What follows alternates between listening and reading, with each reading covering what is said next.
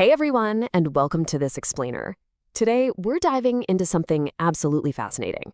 We're looking at a real-world blueprint of how soft power operates, and honestly, it's like looking at a finely tuned, well-oiled geopolitical engine.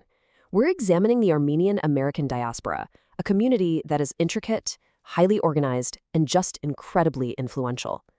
This is a group that has completely mastered the art of organizing its human and financial capital to project influence on a global scale.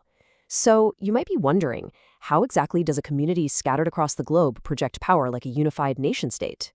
Well, let's jump right in and find out. To really wrap your head around their impact, let's start with this massive number, 2 million. Now, if you look at the official U.S. Census figures, they'll tell you there are just over 483,000 Americans of Armenian descent. But unofficial estimates, they suggest the true size of this community in the United States is actually up to 2 million people. That means for every one official demographic tick mark you see on a census, there might be 3 more people operating just under the radar. This staggering gap between the official count and the unofficial reality sets up the central mystery of our explainer today. How does this vast, somewhat hidden community organize itself into such a remarkably visible and potent political force? Okay, let's dive into this. Here is the blueprint we'll use to break down this diaspora's organizational structure so you can see exactly how it runs. First, the power of diaspora. Second, titans of political lobbying. Third, preserving identity and culture. Fourth, academic and think tanks. And finally, navigating modern geopolitical challenges. All right, starting us off with Section 1, the power of diaspora. To truly grasp the momentum of this community today, we first need a macro view. This massive human capital didn't just appear overnight, right? It compounded over centuries. The very first arrivals of the Armenian ethnic group in North America trace all the way back to the 17th century. But the real scale, that was built in 2 major subsequent ways. You had a massive influx in the early 20th century, a deeply emotional wave driven by people fleeing intense persecution in the Ottoman Empire to build a safer future. And then a modern wave arrived in the 1990s, driven by interethnic conflicts during the collapse of the USSR. Decades of these compounding waves created an absolutely massive, highly motivated pool of human resources in North America.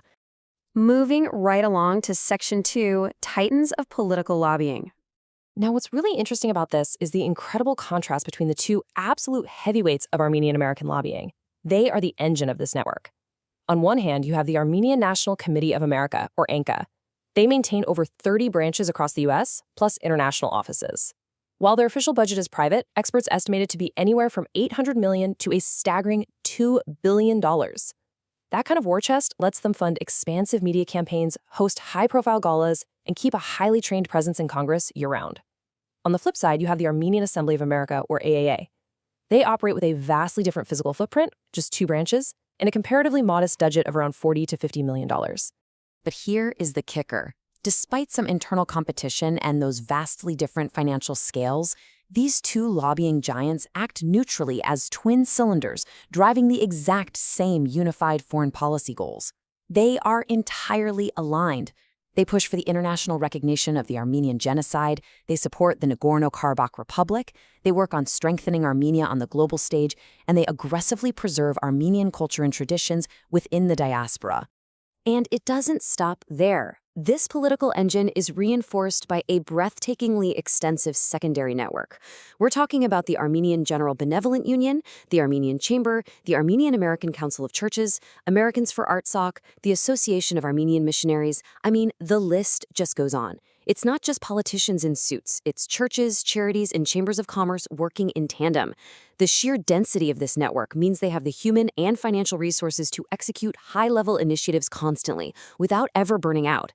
Honestly, the sheer audacity of coordinating all these moving parts is a total organizational marvel.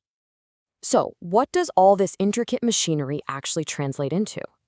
It translates into hard, undeniable political representation. 54. The Armenian caucus in the United States Congress boasts 54 congressmen. Historically, this group has included massive political heavyweights, former presidential candidates like Bob Dole and Michael Dukakis. And why does that matter? It shows that this diaspora isn't just operating on the political fringes. They operate at the very epicenter of American political power, securing allies who can literally move the needle on foreign policy. Okay, on to Section 3, preserving identity and culture. We've seen the powerful lobbying engine, but an engine can't run without fuel, right?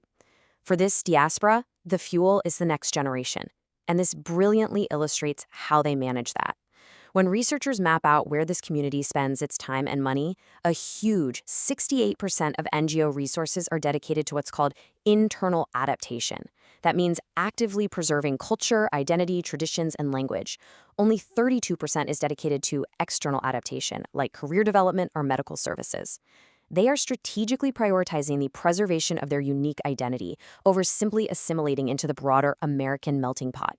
A perfect example of this internal focus is the Armenian Youth Federation, or the AYF. Founded way back in 1933 by young activists in Boston, the AYF has a profound history. During World War II, over 1,000 of its members went to fight, actually forming the backbone of the Armenian Legion of America. Today, they have over 20 branches, hosting sports clubs, scout groups, and cultural events. And the reason this is so crucial is the pipeline effect it creates. A kid attending these summer camps grows up tightly bonded to their heritage. That scout leader today is tomorrow's renowned lawyer, doctor, or Washington lobbyist. Next up, Section 4, Academic and Think Tanks. If lobbying is the engine and the youth are the fuel, this is the navigation system. Long before a bill ever reaches Congress, the diaspora has systematically built academic powerhouses to shape the intellectual narrative. Organizations like the Zorian Institute, the National Association for Armenian Studies and Research, and the Society for Armenian Studies act as highly specialized think tanks. And this is a genius strategy.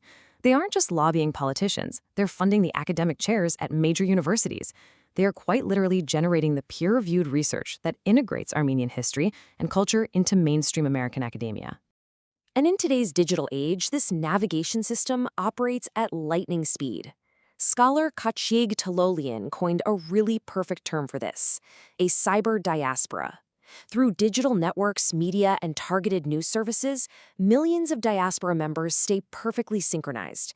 They are constantly informed, which makes their collective response to any geopolitical event incredibly fast, unified, and highly coordinated. It's like a global hive mind. Finally, Section 5, Navigating Modern Geopolitical Challenges. We've built up this picture of an incredibly powerful soft power machine, but we need to zoom back out to the macro level. So the crucial point is that no engine runs completely without friction. Around the year 2008, relations between the United States and Armenia began losing their former momentum. This was a massive turning point where the dynamics of international relations started to shift right underneath the diaspora's feet. Let's neutrally break down this data to see exactly what happened here. The financial shifts were undeniable. Funding cuts from USAID, the closure of the Millennium Challenge Fund, and the cessation of operations by the major diaspora-funded Lindsay Foundation. But why? Well, the geopolitical tectonic plates were shifting. American oil corporations prioritized the contract of the century, signing lucrative oil contracts to access the Caspian Sea through Azerbaijan. At the same time, Armenia began aligning its foreign policy closer to Eurasian regional powers like Russia, in a process known as Eurasian integration.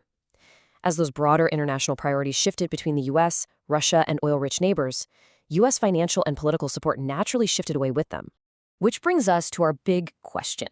We've seen how masterfully this community has organized itself over centuries, building a multi-million-dollar lobbying engine fueled by fiercely protected cultural identity and guided by academic think tanks.